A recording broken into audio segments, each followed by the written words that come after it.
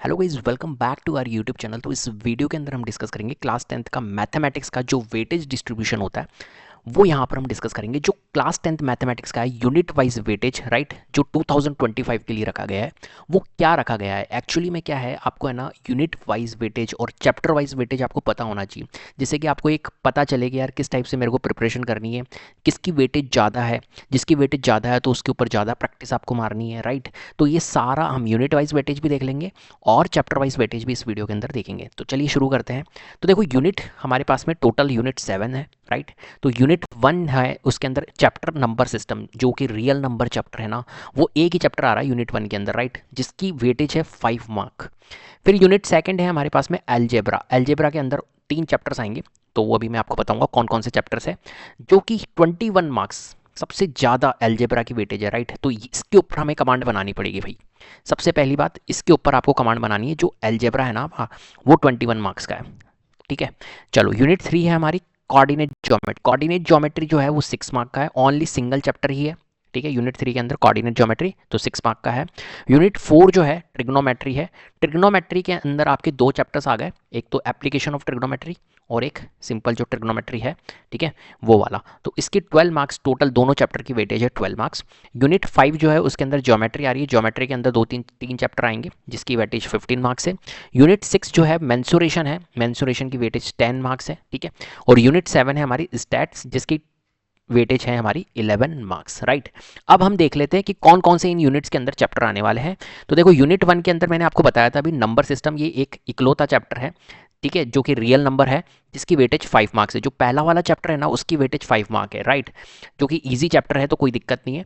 तो यहाँ पर देखो, यूनिट सेकंड के अंदर हमारा एलजेब्रा है, जिसके अंदर चार चैप्टर्स आने वाले हैं। एक तो पॉलिनोमियल्स आएगा, linear equation in 2 variable, second chapter, third chapter, fourth chapter quadratic equation और फिफ्थ वाला अरिथमेटिक प्रोग्रेशन, है ना। तो इनको अच्छे से कर लो बेटा। ये second, third, fourth, fifth, 5 chapter, मतलब 4 चैप्टर आ रहे हैं 2 से लेके 5 तक। इनकी वेटेज टोटल कितनी है? 21 मार्क्स मैंने आपको बताई थी एलजेब्रा की वेटेज, राइट। तो यहाँ पर देखो 4 6 6 6। तो यहाँ पर देखो पॉलिनोमियल्स की 4 है, लीनियर इक्वेशन, क्वाड्रेटिक और अरिथमेटिक की हमारी 6 6 6 है ना। तो ये तीनों के तीनों चैप्टर्स बहुत इंपॉर्टेंट है। हालांकि पॉलिनोमियल बहुत ईजी चैप्टर है, हालांकि चारों चैप्टर्स बेटा बहुत ईजी है एलजेब्रा के, कोई दिक्कत नहीं है इसमें। अब देखो, ट्रिग्नोमेट्री में हमारे 2 चैप्टर्स आते हैं, इंट्रोडक्शन वाला और एप्लीकेशन ऑफ ट्रिग्नोमेट्री, जिसकी वेटेज हमारी कितनी है इन दोनों चैप्टर की? 7 + 5 होता है हमारा 12 चैप्टर, तो 12 मार्क्स की वेटेज है इनकी। तो ये भी एक इंपॉर्टेंट हमारा इजी में ही आता है ना। यूनिट 5 आती है ज्योमेट्री। ज्योमेट्री के अंदर ट्राइंगल आ गया, सर्कल आ गया, ठीक है। तो ये दोनों चैप्टर की वेटेज हमारी कितनी है? 8 और 7 15, राइट। तो 8 और 7 ये 2 चैप्टर यहाँ पर आएंगे, 8 और 7 15। तो 15 मार्क की वेटेज इन दोनों की होगी ज्योमेट्री की। तो ट्राइंगल्स और सर्कल्स, इसको भी बहुत अच्छे से करके जाना है, क्योंकि नेक्स्ट जो यूनिट है वो ये सबसे हाईएस्ट। मेंसुरेशन की वेटेज है, जिसके अंदर एरिया रिलेटेड टू सर्कल और सरफेस एरिया एंड वॉल्यूम आएगा। एरिया रिलेटेड टू सर्कल की वेटेज है 4 मार्क्स और सरफेस एरिया एंड वॉल्यूम की वेटेज है 6 मार्क्स, राइट। ऐसे ही स्टैट्स है, तो स्टैट्स की वेटेज हमारी स्टैटिस्टिक्स और प्रोबेबिलिटी दोनों चैप्टर्स आएंगे। स्टैट्स की वेटेज आप देखिए कितनी ज़्यादा है, 9 मार्क्स। एक इकलौता चैप्टर जो है इसकी वेटेज 9 मार्क्स है। प्रोबेबिलिटी ओनली 2 मार्क्स वेटेज है, 2 मार्क का क्वेश्चन आएगा, राइट। तो यहाँ पर आप समझ पा रहे होंगे कि जो हमारी वेटेज है, तो वेटेज के अकॉर्डिंग अगर हम देखें, तो अगर वेटेज के अकॉर्डिंग देखें तो सबसे ज़्यादा मार्क्स का अगर हम चैप्टर देखें, तो एक तो हमारा देखो ये 9 मार्क का ये चैप्टर है, राइट। बाकी ये 6 6 7 7 8 8 मार्क्स का एक ये ट्राइंगल, 8 मार्क्स का ये ट्राइंगल है, 8 मार्क वेटेज रखता है, ठीक है। तो ये भी वेटेज इसकी ज़्यादा है। ऐसे ये 7 मार्क का सर्कल हो गया और 6 6 मार्क्स वाले चैप्टर्स जो भी है। तो कुल मिला के देखो, अगर आप स्ट्रैटेजी से पढ़ते हो ना, तो आपके आराम से 90 अबव मार्क्स आ सकते हैं। सबसे पहली बात कैसे आएंगे उसको आप देखते। देखो, यहाँ पर आपको सबसे पहले ये देखना है कि जो हमारा नंबर सिस्टम है, ये चैप्टर बहुत आसान है, इजी चैप्टर है, ठीक है। तो 5 मार्क्स आप यहाँ से गेन कर सकते हो। एलजेब्रा पूरी आप कंप्लीट कर सकते हो, मतलब 1 से लेके 5 चैप्टर्स जो है ना, वो तो बहुत इजी है। तो एक बात बताओ, 1 से लेके 5 चैप्टर, ये हो गया टोटल 5 चैप्टर, तो 21 + 5 कितने हो गए? 26। ये 26 मार्क्स तो हमें हमारे को कहीं पर भी नहीं जाना है, 26 मार्क्स तो आनी ही है। अब आपके रिड्यूस कहाँ होते हैं देखो मार्क्स। फिर उसके बाद में कोऑर्डिनेट ज्योमेट्री सबसे इजी चैप्टर है, 26 + 6 32, ठीक है, +6 कर दो, ये भी बहुत इजी चैप्टर है। फिर उसके बाद में ट्रिग्नोमेट्री, ट्रिग्नोमेट्री यूनिट के अंदर 12 मार्क्स है, ठीक है। तो मैंने अभी आपको बताया था 12 मार्क्स के अंदर भी क्या क्या आएगा। यूनिट जो हमारी है इंट्रोडक्शन टू ट्रिग्नोमेट्री और application of trigonometry. Application of trigonometry 5 का है और इंट्रोडक्शन टू ट्रिग्नोमेट्री 7 का। इसमें भी इजी क्वेश्चन आता है और एक क्वेश्चन जो आएगा वो तुम्हारे को प्रूफ करने वाला आएगा। तो उसमें क्या होता है कि स्टूडेंट की गलती होती है कि यार थोड़ा सा प्रूफ नहीं कर पाता है वो कहीं कैसे भी करके, तो हो सकता है इसमें 2-3 मार्क्स आपके रिड्यूस हो जाए। तो देखो अगर अपन 3 भी मैक्सिमम मांगते तो यहाँ पे भी इंट्रोडक्शन टू ट्रिग्नोमेट्री में आप 4 मार्क्स लेकर आ सकते हो, राइट। इंट्रोडक्शन टू ट्रिग्नोमेट्री में भी आपके 4 मार्क्स आ सकते हैं। तो introduction to trigonometry 4 plus question of trigonometry easy है, दिक्कत नहीं होती, आराम से बनता है क्वेश्चन। की वेटेज है 5, तो 5 + 4 9, तो अपन बाहर लेते हैं, 12 में से 9 नंबर इसमें आ जाएंगे, कोई दिक्कत नहीं। ठीक है, उसके बाद में देखो ज्योमेट्री है। ज्योमेट्री के अंदर मैंने आपको बताया था 15 मार्क्स की वेटेज है। तो ज्योमेट्री के अंदर ट्राइंगल और सर्कल आ रहा है। देखो ट्राइंगल के अंदर क्या होता है कि कभी कभी प्रूफ वाले क्वेश्चन आपसे सॉल्व नहीं हो सकते, तो इसके अंदर भी अपन मान लेते हैं 8 मार्क्स में से 5 मार्क्स तो आप ला ही सकते हो। ईजी क्वेश्चन भी आते हैं, टफ भी आते हैं, तो 5 मार्क्स इसमें। और सर्कल के अंदर भी एक प्रूफ वाला क्वेश्चन अगर गलती से फंस गया, कोई टफ वो नहीं बन रहा है, तो इसमें आप 4 नंबर मान लो। तो 5 नंबर इसमें मान लो, 4 नंबर इसमें मान लो, 9 नंबर, तो 9 नंबर इसके आप मान लो, राइट। तो 9 नंबर आप इसमें ले लो, लो भैया 9 नंबर, 15 में से 9। अब मेंसुरेशन आए यूनिट 6, जिसके अंदर 10 मार्क्स है, दोनों के दोनों ईजी है ना।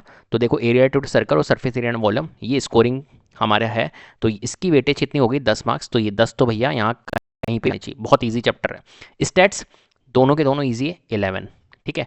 अब आप देखोगे 11 10, ठीक है, और यहाँ पे 15, तो एक तरह से आप यहाँ से ये चीज़ देख सकते हो कि यार मेरा है ना यहाँ मार्क्स कम हो रहा है थोड़ा सा, 6 मार्क्स तो यहाँ कम हो रहा है, और यहाँ आपका 3 मार्क कम हो रहा है, और बाकी 6, और ये तो मैं कंप्लीट लेके आ रहा हूँ। तो टोटल आप देख पा रहे होंगे, टोटल आपके 9 मार्क्स कम हो रहे हैं। 80 मार्क्स के पेपर में से 9 मार्क्स मतलब 71 की रेंज में जा रहे हो, और बाकी आपका सेशनल भी जाएगा, तो 80 में से 70 तो आपके बहुत आसानी से आ जाएंगे, मैं कह रहा हूँ बहुत आसानी से, ठीक है, बहुत आसान से आ सकते, कोई दिक्कत ही नहीं है इसके अंदर, तो कोई ज़्यादा एफर्ट्स लगाने की ज़रूरत नहीं है। और आप अगर ज़्यादा एफर्ट्स लगाओगे तो फिर तो आप 75 अबव वाली रेंज में चल जाओगे, कोई दिक्कत नहीं होगी, 75 प्लस ईजिली आप जाओगे। लेकिन मैं उसके लिए बता रहा हूँ, जो एवरेज भी अगर पढ़ाई करेगा ना, ईजिली स्ट्रैटेजी से करेगा, जिस चैप्टर्स को ज़्यादा देना है टाइम, है ना, ईजी चैप्टर को ज़्यादा टाइम दो, जिसकी वेटेज ज़्यादा है उसको टाइम दो, तो उसके अकॉर्डिंग आप 70, तो आप आराम से 65 to 70 वाली रेंज में तो आप ईजिली जा सकते हो 80 में से, बहुत ईजिली, ठीक है। और आप ज़्यादा एफर्ट मारते हो तो फिर 75 प्लस वाली रेंज में इजीली आप चल जाओगे, कोई दिक्कत नहीं, ठीक है। तो इस तरीके से आपको थोड़ा सा वेटेज के अकॉर्डिंग ही आप थोड़ा सा प्रिपरेशन को थोड़ा ध्यान में रखो, और उसके अकॉर्डिंग ही आप यहाँ पर करो, ठीक है।